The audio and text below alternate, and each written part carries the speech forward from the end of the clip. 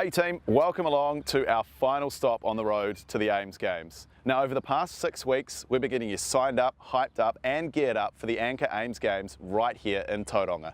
Nearly 10,000 Year 7 and 8s will be here, representing over 260 different schools, including one hockey-mad school from the far north.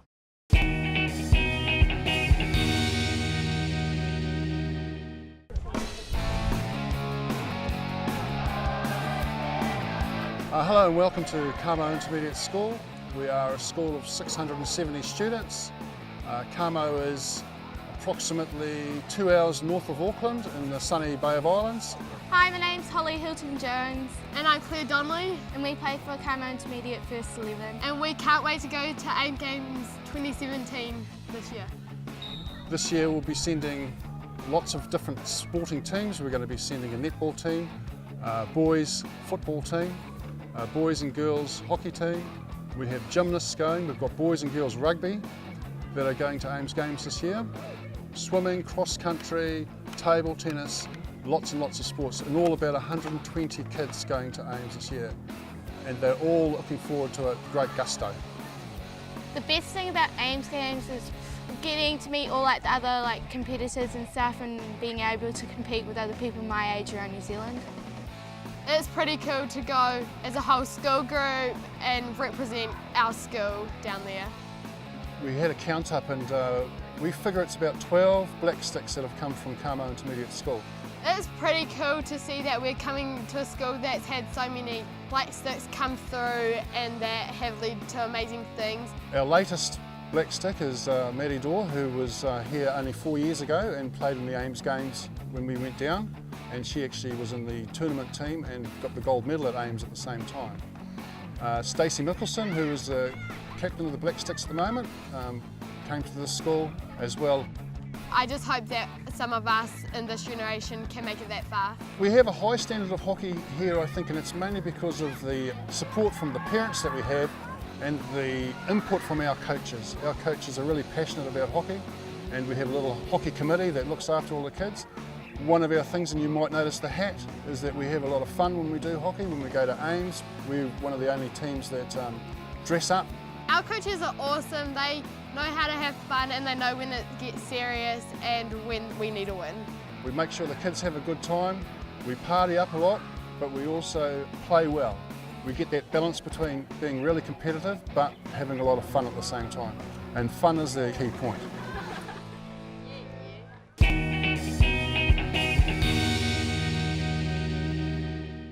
This September's Anchor AIMS Games marks the 3rd year that yachties have competed out of the Tauranga Yacht Club. Last year, the 83-strong fleet had some inspiration from brilliant Olympians.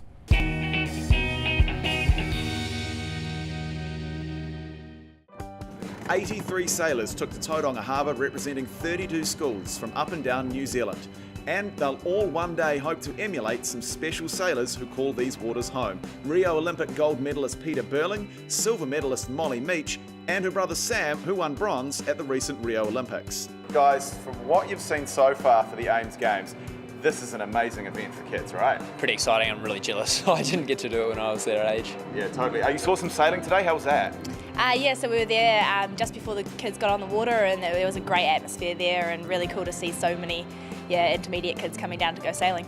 So you guys are Tauranga locals, right? You guys kind of grew up here. Tauranga is a really tricky place to sail, so I think it put us in really good stead. And when we were growing up here, there was an epic group of kids to sail with. 4 of which were at the Olympics this year. Wow, that's amazing. It helps that you lived on a boat for a while, right? We lived on a boat for about 9 to 10 years, and I think that really gave us both the passion for sailing. Our parents took us around the world, so it was an amazing experience. So what you recommend is that all people who are getting into potentially being Olympians at this age should live on a boat for a while. Can't really do it without it. So guys, it must have been really nice to come back to your old yacht club. It was absolutely fantastic. We've had so many memories from down there and spent so many hours on the water. To see everyone racing there is absolutely fantastic. What would you say to these kids who are here today sailing? Just to keep enjoying it, try as many different sports as you want, but find one that you love and just stick with it. I think enjoying it is the main thing, especially if you're going to do it to our sort of age, you're going to be doing it for 10 years, you've got to find the sport that you're passionate about.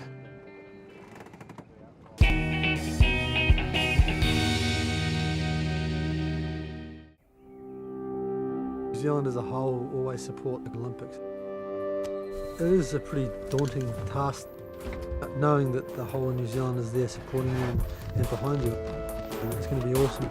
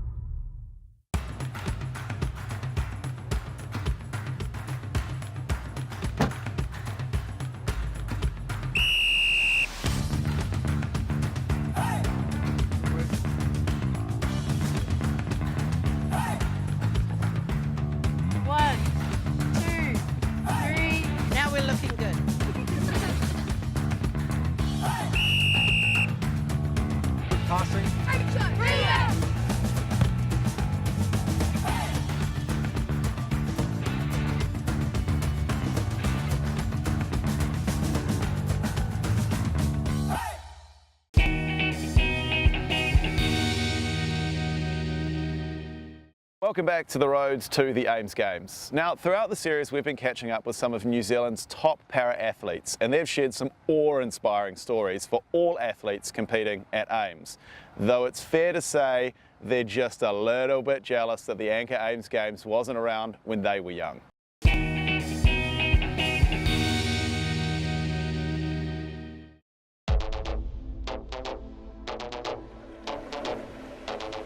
Kia ora, I'm Mary Fisher. I'm from Upper Hutt and I've been to 2 Paralympic Games as a swimmer.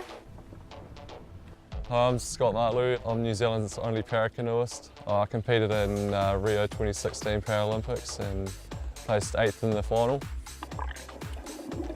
I'm Sophie Pascoe and I started swimming at primary school.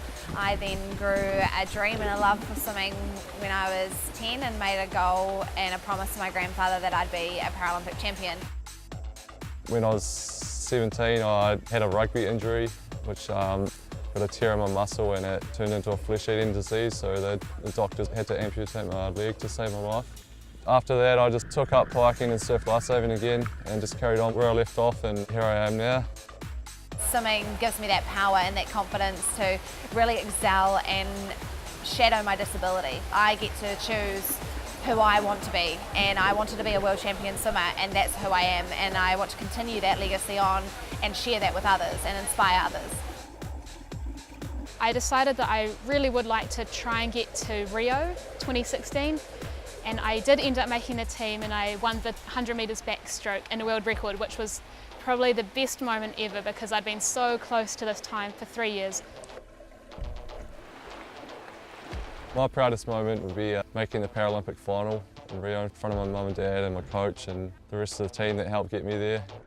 I think it's great that at the Ames Games this year they are bringing in para-sports. I mean, able-bodied athletes can witness what a para-athlete can do, and a para-athlete can see what their other peers are doing, and that there's no difference between a para-athlete and an able-bodied athlete because dreams can still be achieved no matter if you're para or able-bodied.